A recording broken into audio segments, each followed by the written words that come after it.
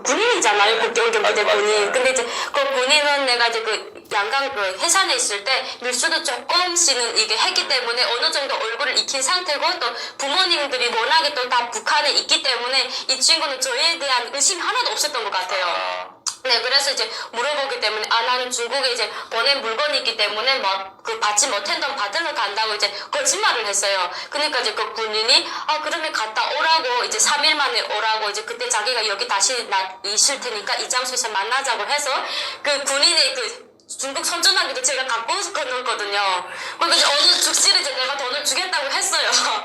그랬는데 이제 왔는데 이제 내가 아는 그 친구분은 이제 워낙에 그 브로커 분들이 와가지고 들고 가고 저는 이제 그때 브로커가 없는 상태였어요. 근데 저는 이제 중국에 아는 분이 있기 때문에 그쪽에다 전화를 했어요. 나 지금 이렇게 중국에 그냥 친구 따라 넘어왔는데 어떻게 했으면 좋겠니 하니까 그분도 되게 당황해하면서 저를 이제 교회로 인도해줬어요. 네, 교회로 이제 그 장배교회라는 데로 인도를 중국 지린성에서 조선족 목사가 야산에서 숨진 채 발견돼서 현지 공안 당국이 수사에 나섰습니다. 이 목사는 그동안 탈북자 구호를 해왔는데 피살 가능성이 큰 것으로 알려졌습니다. 선양에서 홍창진 특파원입니다. 지난달 30일 오후 8시쯤 중국과 북한 접경지역인 지린성 창바이 조선족 자치현 장백교회의 한모 목사가 숨진 채 발견됐습니다. 한 목사의 시신은 창바이현 외곽의 야산에서 발견됐으며 피살 가능성이 큰 것으로 알려졌습니다. 중국 공안이 현재 정확한 사망 원인과 사건 경위를 조사하고 있습니다. 대북 소식통은 한 목사가 평소 선교 활동과 탈북자 구호를 해왔다며 살해됐을 가능성이 큰 것으로 알고 있으며 북한 관련 가능성에 대해서는 아는 바가 없다고 말했습니다. 숨진 한 목사는 지난 1993년부터 창바현을 근거지로 탈북자 지원원 활동을 펼친 것으로 전해졌습니다.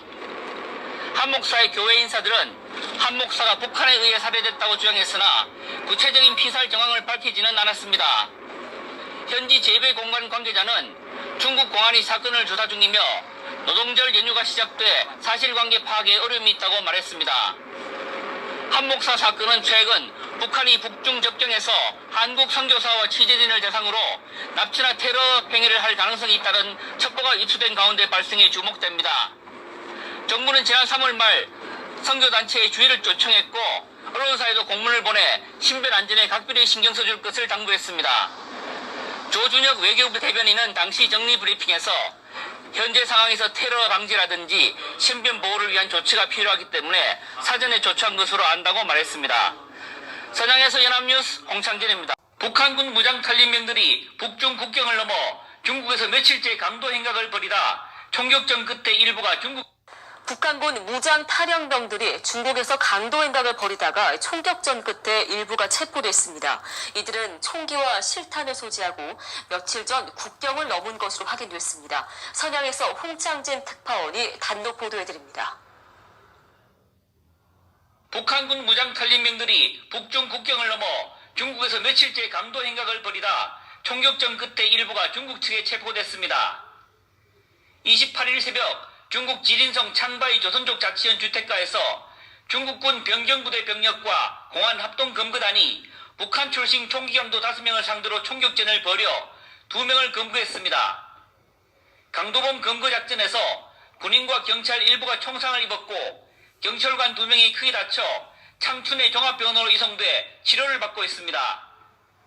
중국 군과 공안 측은 달아난 강도 3명의 행방을 쫓는 한편 주민들을 상대로 야간 통행 자제를 당부했습니다.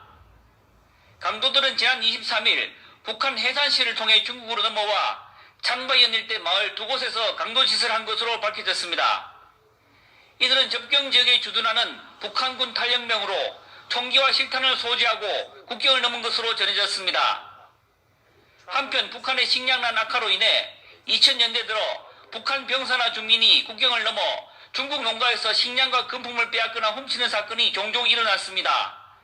지난 2014년 12월 지린성 허룽시 남핑진에서 북한군 탈영병 1명이 민가를 돌면서 총기를 발사해 중국인 5명을 사상케 했고 그 1년 후 연말엔 20대 탈북 남성이 연변 조선족 자치주 옌지의 민가에 들어가 조선족 노부부를 살해하고 금품을 훔쳐달았다가 공안에 체포되기도 했습니다. 선양에서 연합뉴스 홍창진입니다. 북한 병사가 권총을 훔쳐 중국에서 강도 행각을 벌이다 조선족 4명을 살해한 사건이 뒤늦게 알려졌습니다.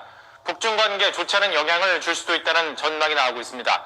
베이징 서봉욱 특파원의 보도입니다.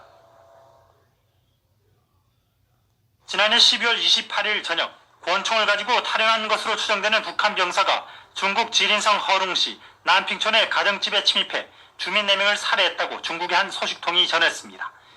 이 병사는 범행 직후 두만강 상류 쪽으로 달아나다가 중국군과 경찰에 쏜 총에 맞고 붙잡힌 것으로 알려졌습니다.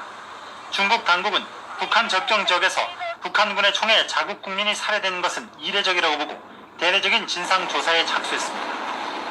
中方已经向朝方提出了交涉，中国的公安部门呢将依法处理这一案件。 북한도 이번 사건 이후 국경부대를 다시 배치한 것으로 전해져 북한 주민들의 탈북 루트에도 영향이 있을 것으로 보입니다. 현재에서는 반북 감정이 확산될 조짐도 보이고 있어 북한의 3차 핵실